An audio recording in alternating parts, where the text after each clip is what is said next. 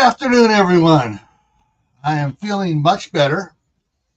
I just, I'm not as tough as I used to be as even when I was younger. I took some medications during the near the beginning of the morning show because I had my tooth cracked. One of my molars cracked here, and the nerve ending was exposed, and it was so I had to take some stuff, and I did it on an empty stomach. Big mistake. So I've been eating even now in case I need to go take some more here if the talking gets. But yeah, so we started off this morning with working on chapter 19.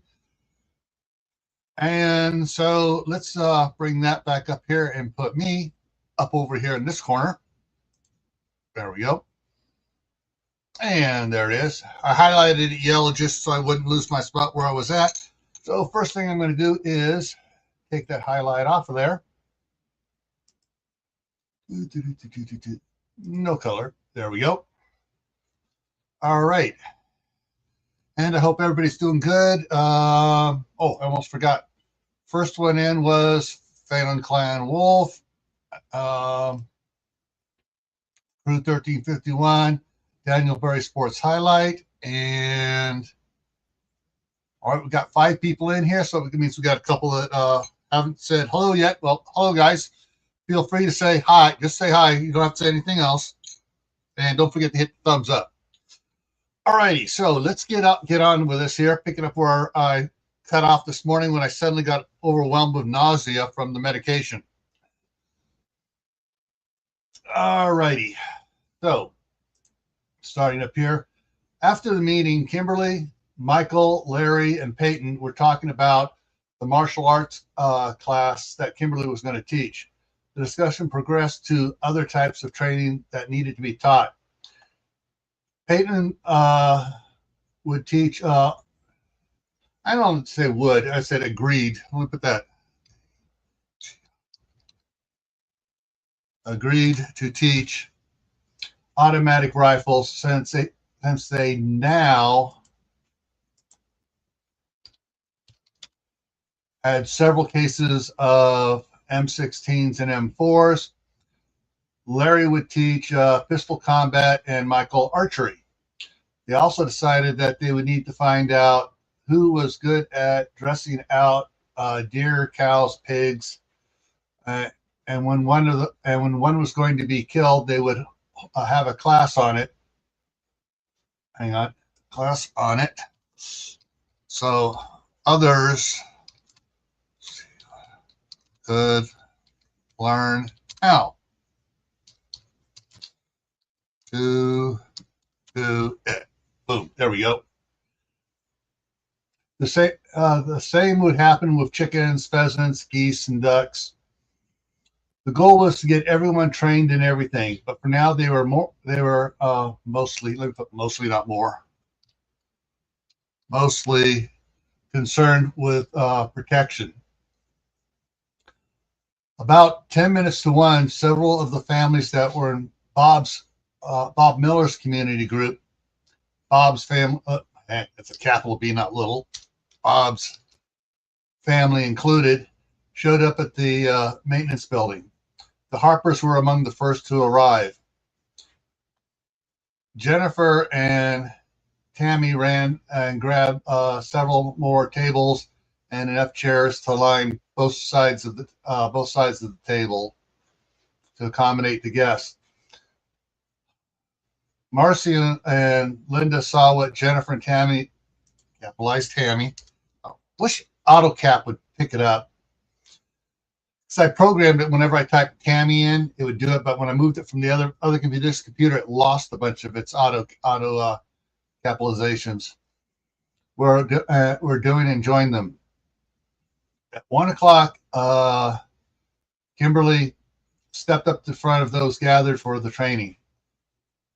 I'm Kimberly Jackson. I've been told there's a rumor going around that there's supposed to be Army Ranger training going on today.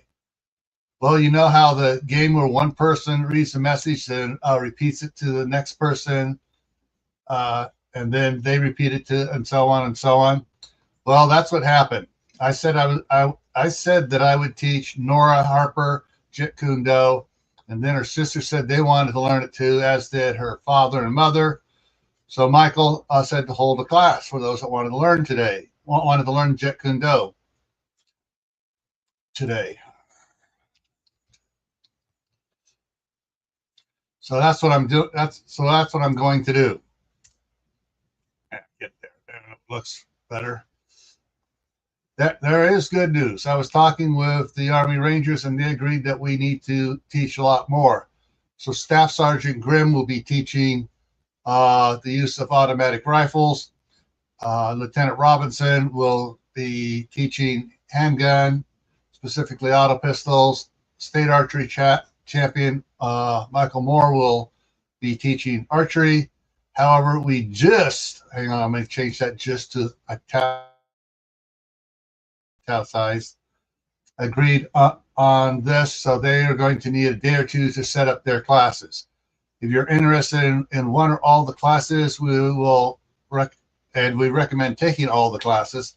Sign up at, I have a notebook you can use, Susan said. Excuse me, one of the local men held up his hand. Yes, Mr.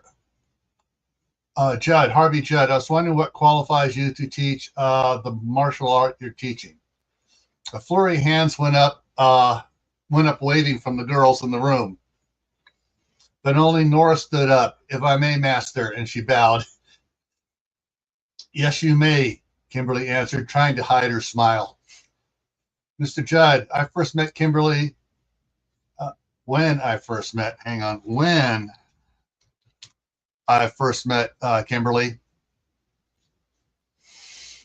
She was giving a demonstration in Tempe. She shot 6 arrows into each of 2 6-inch targets while walking, not standing still. Hang on. I make sure she emphasizes that. While walking, not standing still. Then she threw 6 knives into both targets while walking.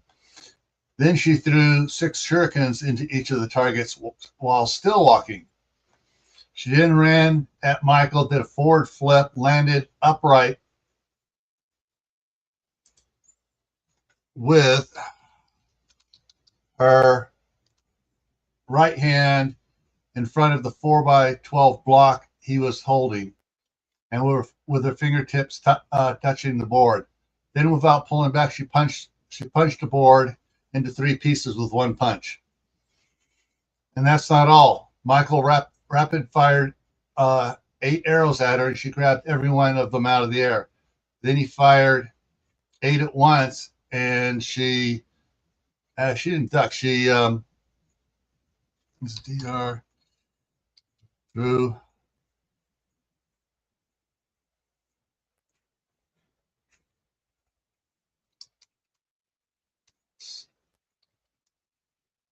sorry, SWORD. Drew, come on, fat fingering here.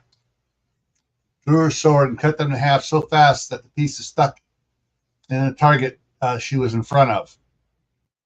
Her father was Major James Jackson, the United States Marine Corps 4th Forcon. He started training her when she was 4 years old. She is a 3rd level instructor in Jeet Kune Do, which is the martial art that Bruce Lee developed. She started learning it from Diana Lee Inosanto, Bruce Lee's goddaughter, when she was 7. She has also studied under several other martial arts instructors as well. She is more than qualified to teach Jeet Kune Do. Peyton stepped forward. Mr. Judd, I taught hand-to-hand combat as an Army Ranger. I plan on taking her classes. Well then, so will I.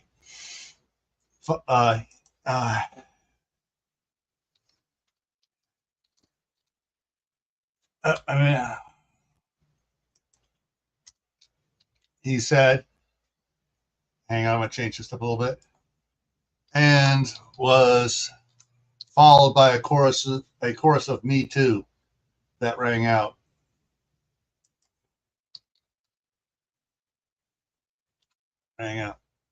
All right, then, those that want to take My class, go over by the hay bales, alfalfa bales. Everyone else sign up for the class you want. Nearly everyone went over by the bales of alfalfa. Excuse me.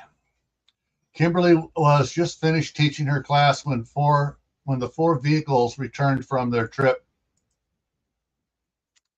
to St. George. The first thing they did was ask about the winter gate for State Highway 67, which went to the north rim of the Grand Canyon, to the north rim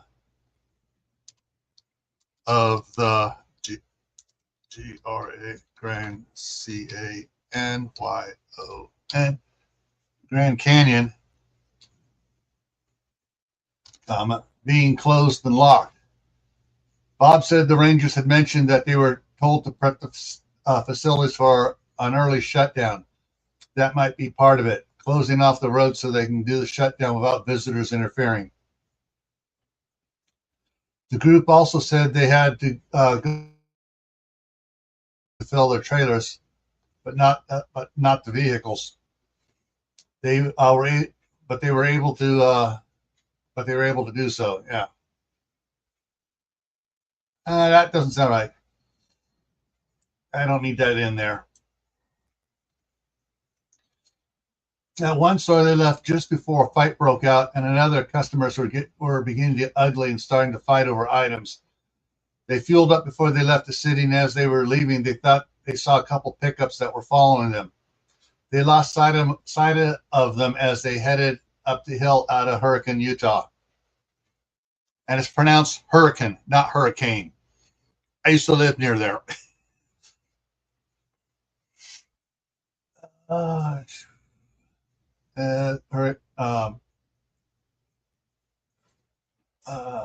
When they passed through Fredonia, they still hadn't seen any sign of anyone following them again. They reported what happened to Michael, who told Bob and Shannon about it. Shannon said that she thought that they were being followed when she took Lisa into St. George last week, but they lost them in Hurricane 2. Bob said that he would ask others if they had the same experience.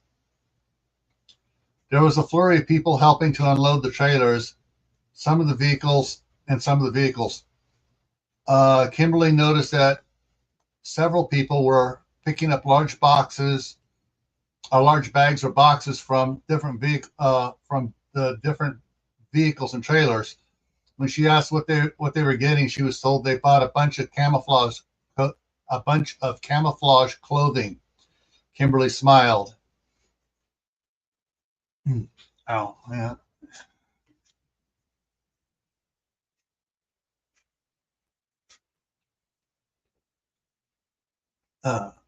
That evening, at the evening meeting, Kimberly and Michael made themselves as inconspicuous as they could, staying away from the main tables.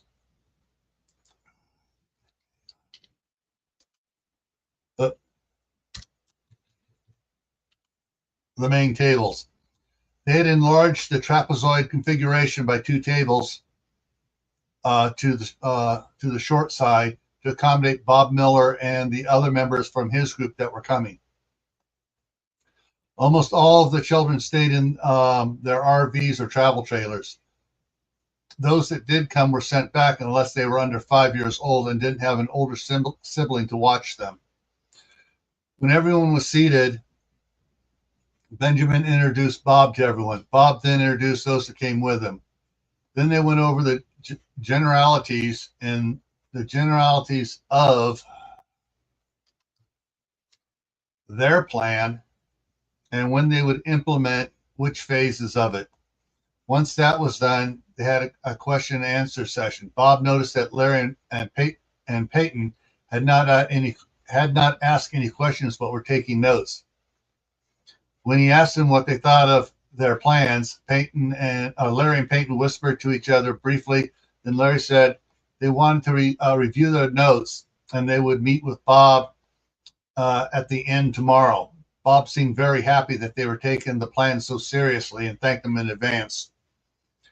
The meeting broke up, and Jake and Dan were still talking to Bob when the Clarks and the others headed back to the cabin. At the cabin, Larry informed everyone that the mobile home was going to take another day or two to get ready for them for him and Peyton to move in. Then they should be out of everyone's hair. A chorus of protests went up, telling them that they could stay as long as they wanted. They talked a little more, then Kimberly excused herself to take a shower, and Janet did likewise.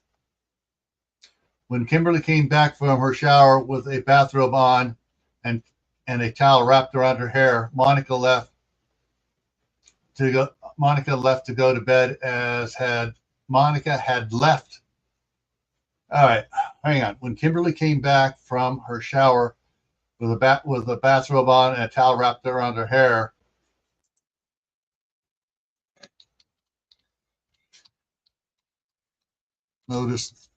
she noticed that Monica had left to go to bed, as had Larry. There, that's better. It was just Benjamin, Peyton, Susan, and Michael left at the breakfast bar. As soon as Kimberly came out, she sat down, Michael kissed her, and went to take his shower. Then she was done. Benjamin left. Kimberly saw the way Susan was looking at Peyton. Well, I'm going to go to bed. She got up and started walking to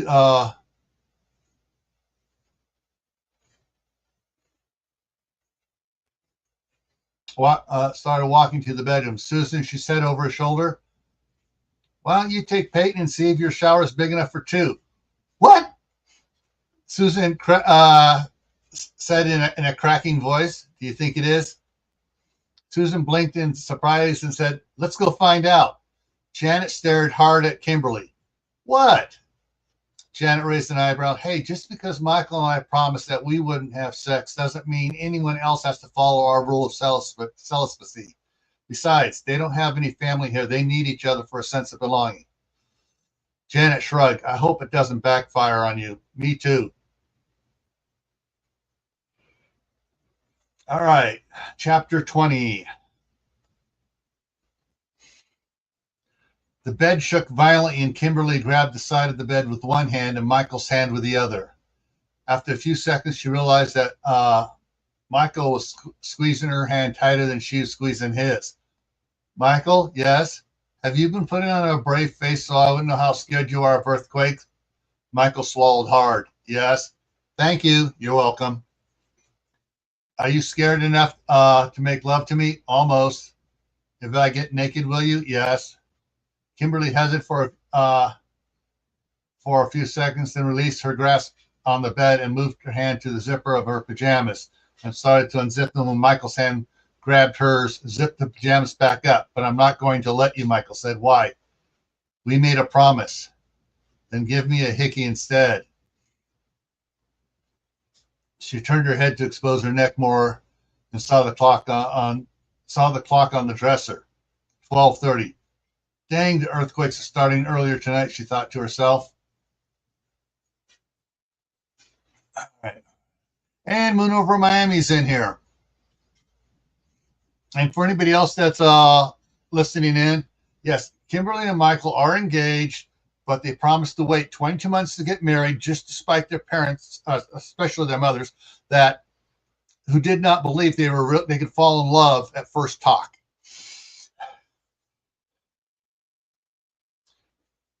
It seems she had just gotten back to sleep. It seems she had just gotten back to sleep when the cabin shuddered like it was sitting on a foot massager. This was different than the other earthquakes. She was wondering how long this would last when there was a big jolt and the earthquake faded away. Kimberly looked over at the clock. 3:40. "Crap, I'm going to be tired in the morning." "I know what you mean," Michael agreed. How are you doing? I about peed myself that time. Kimberly chuckled. I know the feeling. Are you ready to unzip me? Just about, but I may be asking my mom to marry us before the run. Kimberly turned her head the other way. Hickey on the other side, babe. Nope. If I do, I won't stop. Kimberly took a sharp breath and held it while she thought. Then she let it out. Then let me just hold you. The quakes continued on and off throughout the day. The chickens had stopped laying. The milk cows were drying up. Kimberly had to stop her class twice because of the last time she was helping Nora with her stance. The last time,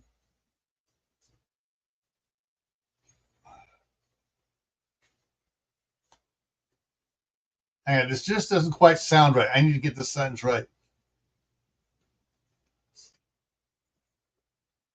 We changed from time to earth last. The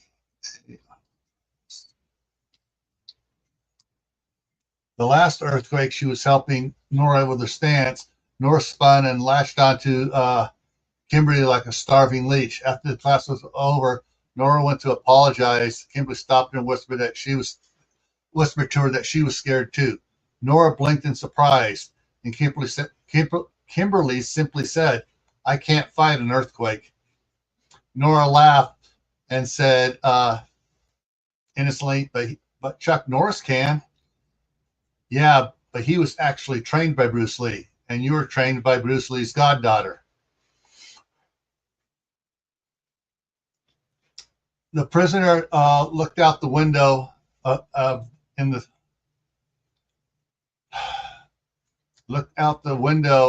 the starboard hatch of the C-130J Super Hercules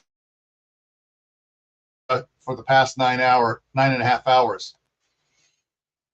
At 5 hours into the flight, they had met up with an air tanker for refueling. Now they were descending to land on the aircraft carrier, the USS Gerald R. Ford, in the Arctic Ocean. He stared intently at the speck in the water that grew slowly. "Sir, we need everyone to secure," one of the aircrew said as he passed by to make sure everyone's in their seats. "All right, Lieutenant," he replied, and stared for another few seconds, then turned and headed for a seat. 4,000 miles closer to home, he thought to himself. As the sun began to set, the earthquakes increased in number and intensity. The Robinson family had jumped on cleaning up the mobile home, and Larry moved into it. Peyton and Susan announced they were moving in together, so he'd be staying at the Clark's place. They were all in the cabin as the quake started with Ernest and discussed what they could expect. The fact that the power and internet were still up, intermittently as it was, surprised everyone. They gathered around Janet and Michael's laptops as they searched the news feeds. When the internet went down, they monitored ham radios for information. Some of the news was what they expected to hear, some worse. When the power went down, the backup generator kicked in. Benjamin commented they need to finish hooking up the lithium iron phosphate batteries so the generator didn't have to start immediately. What was being reported via ham radio and the internet was that the asteroid's gravitational pull had drawn most of the water from the Pacific Ocean and from the eastern Pacific Ocean and the western Atlantic Ocean, causing a 2,400-foot high tidal wave to hit the Arabian Sea. The Mediterranean hit the Arabian Sea, Mediterranean Ocean, and the East Africa to India up into the Caspian is flooded. The wave surge run up is in the hundreds of feet above the wave contact height and getting worse. Loss of life in the regions was expected to be 94% overall, with some areas suffering 100% fatality rate. Howie's in the house. Food, forest, permaculture.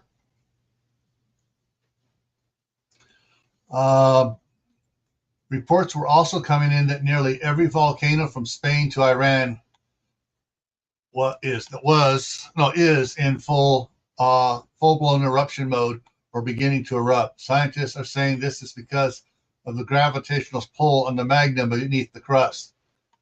That the crust is bulging out there as much as 300 feet where the crust was thin. Some areas like the Smoky Mountains and Rocky Mountains were being tracked with 25 to 40 foot changes in elevation. Massive earthquakes were being reported across the Mediterranean into Canada up into Russia. NASA, the Air Force, and the Navy had numerous aircraft airborne in the region tracking the asteroid and its effect on the ground. One NASA flight was using laser tracking equipment to track and plot the effect on the moon. The information these flights accumulated allowed scientists to predict that the returning water would bring at least 1,500-foot tidal waves to both coasts of the United States and the Gulf of, I need to change that word there, and the Gulf of America. And the Gulf of America would funnel the returning water into even higher wave surges at the focal point where the Rio Grande emptied into the Gulf. Still, the run-up for both the Rio Grande and Mississippi rivers would be higher than originally predicted. Do you think the Glen Canyon Dam is going to survive the passing? Janet asked. I'm not sure, Benjamin replied. Bob said he heard that they've been dumping water as fast as they. I hope the downstream dams are doing the same. Otherwise, they're going to get hit with all the water, with all of that water, and they may get washed out, Kimberly said. That could be devastating to the towns in southern Arizona and California where so much water had been pulled from the Colorado that the water levels had been low for decades, Janet bemoaned. Oh, the internet just came back up. And because of that, it never floods. Because of, hang on, I gotta work this. I know what it says in my mind. I got to make sure it says, so when it says spoken, it makes sense to everybody. And little old Prepper's in the house. All right, because of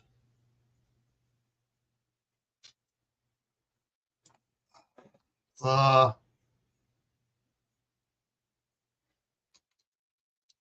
amount of that had been taken from the Colorado River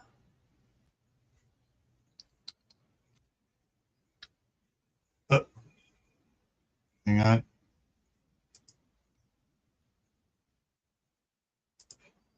Over the past CENT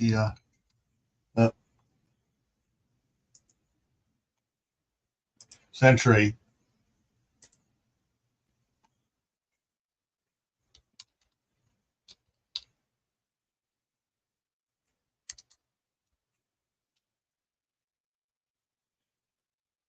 It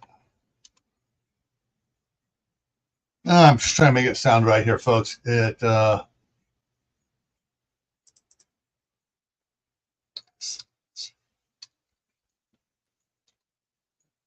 seldom floods, and they had built up, and they built, and they have built. They had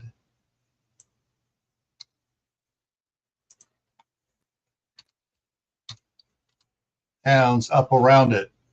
Now they would get a flash flood that could wipe out whole towns, Monica said sadly. It already happened, Peyton said from the little desk with ham radio gear was at. Evidently, there was a big earthquake yesterday in Las Vegas, followed by a huge rain. Most of the city was destroyed to liquefaction. The Hoover Dam was also severely damaged. They were dumping water, but when the water from Glen Canyon hit them and the quakes today, well, it just failed. One ham radio operator was monitoring it, and he said the top third of the dam fell apart. He doesn't think the rest will survive the scouring of the water going over the remaining structure. Oh, crap, Benjamin said. Yeah, Michael agreed. That much water will cause a domino effect on the dams downriver. I was looking at that yesterday, Kimberly said, after the Davis Dam at Bullhead City, the Colorado has left the canyon lands, and for the most part, it's flat land It's flat land down from there to the Gulf of CA.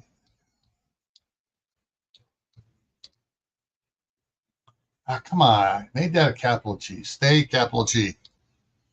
To the Gulf of California. Most of the towns and cities are just a few feet above normal runoff level, above the normal runoff level.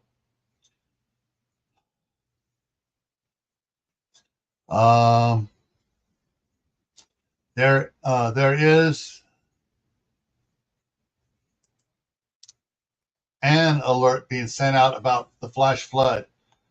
The biggest city they are talking about is they have less than 4 hours to evacuate it before the water hits them. Crap. There's a Marine air base at Yuma, Kimberly said despairingly. What about the Glen Canyon Dam? Has anybody heard anything about that? Janet asked. Okay, the Hoover Dam has just hit the internet, Michael said, but there's nothing about Glen Canyon Dam. If Glen Canyon Dam goes, do you think the bridge at Marble Canyon will survive? Monica asked.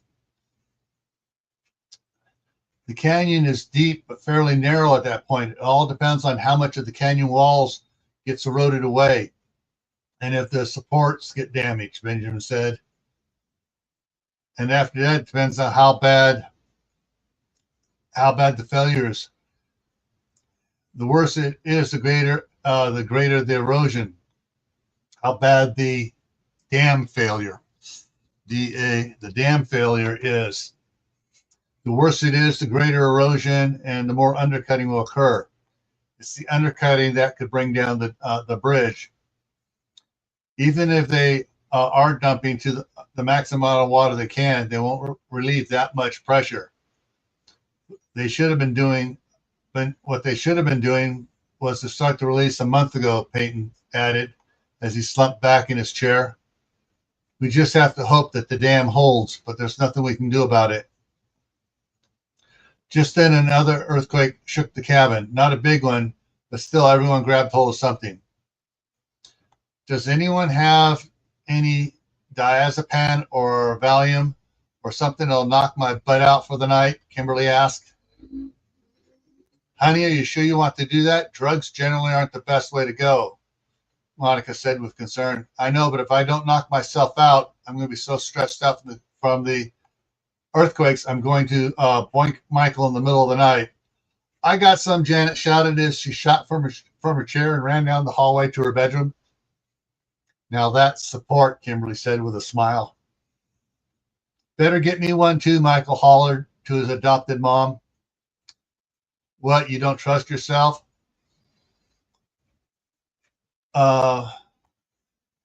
Yes, I do, but I want a good night's sleep too, Michael said sheepishly.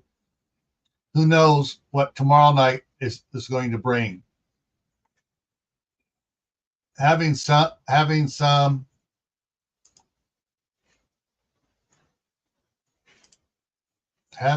every other night is the most I would want any of us to be using that. Having some every other night is the most I would want any of us to be using that stuff. Just doesn't sound right. You know, I'm trying to figure this out.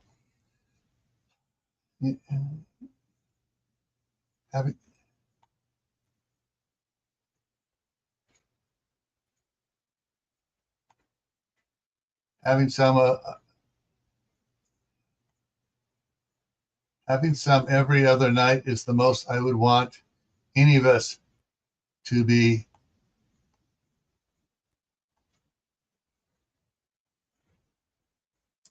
I know, I'll change this to be using it. That's simple. Yeah, to be using it. Sounds a little bit better. That sounds like the making of a sleep plan, Peyton said. Over in the sandbox, we rotated who was on watch. If you're on watch tomorrow, then tonight you took something to knock you out. You think we will need a night watch here at the cabin? Susan asked. Janet came back with two tablets, gave one to Kimberly and one to Michael. I'm not sure. We might if a lot of people. We might if there are a lot of people trying to get around the roadblocks. If we had CCTV cameras or deer cameras with motion detection on it, we could just place them all around, Peyton answered. I picked up two DVR CCTV systems at Costco with 8 cameras each. I was going to set them up at Jake's around the small barn, but we bugged out before I got to it, Michael said. Wired or wireless? Wireless and solar rechargeable, Michael said. Sweet, Peyton smiled broadly. We can set some really good monitoring coverage with 16 cameras. Will the cameras reach to the Kaibab camper village? Monica asked. We can find out tomorrow, Michael said. It would be great if it did reach that far, Benjamin sighed. And it's almost a mile to string wire from here to there, Kimberly said. Yeah, that's not going to work, Peyton said. Heck, we still need to see how far we can get the cameras to work, both line of sight and through the woods.